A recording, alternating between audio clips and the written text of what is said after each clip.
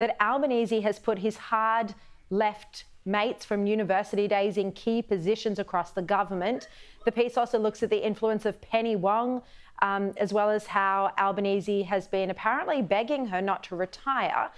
Look, Michael, it's astonishing that this deep dive into Albanese's office and team, shows that he's surrounded by even what Albanese, apparently, according to this reporting, he refers to his own team as the Albanistas, named after the Nicaraguan left-wing resistance fighters.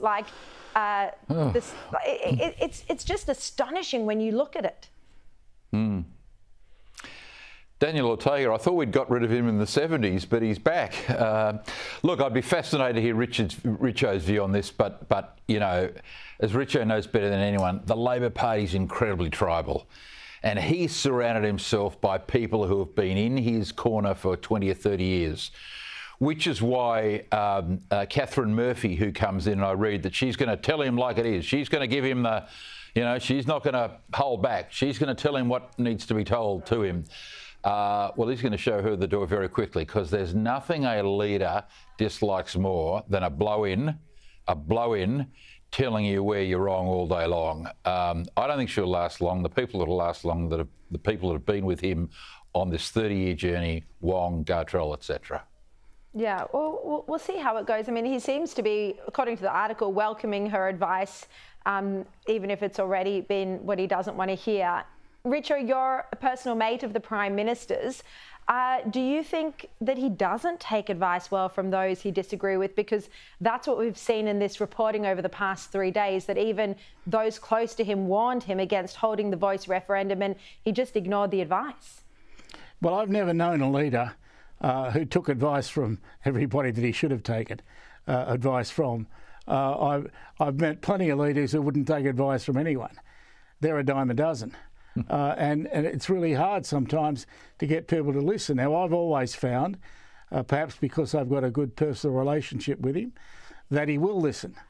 If I call him and proffer an opinion, then I see that he does listen, and at times he'll even alter his behaviour or policy if you can convince him he's been going in the wrong direction. So, but Richo, sometimes it's the other way around, isn't it? Because you didn't agree with the voice initially, and then next minute you were on TV advocating for the voice. So Albo had changed your mind, not the other way around. Albo didn't change my mind on that.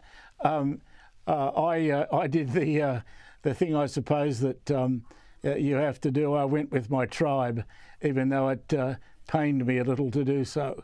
I've done that a few times in my life. In the end, I don't pretend that I have all the wisdom, but I've never been one to break tribal rules. I'm a Labor man all the way from the old bootstraps right up to there, and it won't change. There you go. Obviously, it's the Dunkley by-election on the weekend. The PM says he's not going to spend Saturday night in the electorate. Instead, he's flying back to Sydney, where he may or may not go to the Mardi Gras. Here's Albo today. At this stage, my plans for Saturday night are to have dinner with my family. I'll wait and see whether we end up going there or not, but it's to be back in Sydney because it's my birthday. Michael, is that fair enough, or do you think the PM should be in Dunkley for this critical by-election? Well, he should be, but things seem to be going a little bit airy for Labor down there. It should be 3 to 4%, but there's something in the water. So one of my friends who's been down there for the last few days is telling me, a long-time Liberal Party campaigner standing on the booth saying to me, "I'm not sure about this, mate." He said, "I'm not sure that 3 to 4%'s right. It may be worse than that for Labor." So Albo's probably right to go home, but either way, he'll go to the Mardi Gras because he can't resist a freebie, can he? So he'll be there. He'll be there. I'll have to give you a call later, Michael. We might have a little side bet on this, I think.